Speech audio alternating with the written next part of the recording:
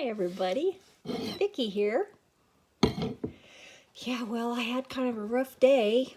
Had to get those armpits taken care of, and man, that turned out to be quite the ordeal. But anyway, thought maybe tonight, instead of doing something silly, I just tell a little fairy tale and read it to you. And I think it's one that everybody's familiar with. Sometimes just bear with me because sometimes I get my words wixed a little bit. But anyway, hope you enjoy this, and maybe my grandsons have been watching along. I'll have a good time listening to this, and they'll recognize it, and this will give them something to listen to if they want to, maybe a nighttime story or something. But it's about Rindercella, so I think they'll probably say, we want something scary, not a Rindercella fairy tale story. But anyway, here it goes. Once upon a time, in a corn country, there lived a very beautiful girl. Her name was Rindercella. Now, Rindercella lived with her muggly other and her two sad bisters. And in the same corn country, there was a very pransome hens. And this pransome hens was going to have a bancy fall. And he'd invited people from miles around, especially the pick reaple.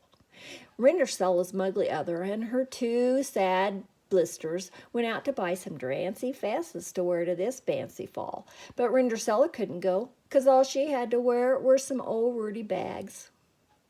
Finally, the night of the bancy fall arrived and Rindercella couldn't go, so she just sat down and scryed.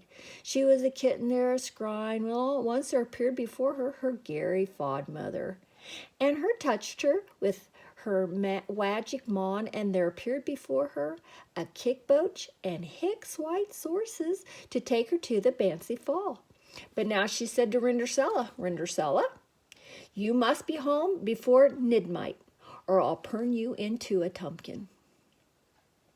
When Rindercella arrived at the bancy fall, the pransome hens met her at the door, because he had been watching behind a wooden window.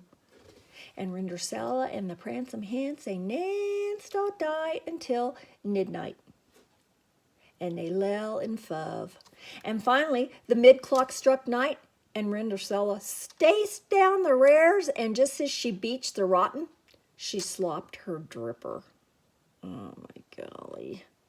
The next day, the pransome hens went all over the corn country looking for the beautiful girl who had slopped her dripper. Finally, he came to Rindercella's house. He tried it on Rindercella's muggly other, and it fidn't it. Then he tried it on her two siggly usters, and it fidn't it. Then he tried it on Rindercella, and it fit it. It was exactly the sight rise. So they were married and lived happily ever hapwards. Now the story of the story is this. If you ever go to a bancy fall and want to have a pransome hens loll and fove with you, don't forget to slop your dripper. Hope you enjoyed that. Cheers, everybody. See you tomorrow.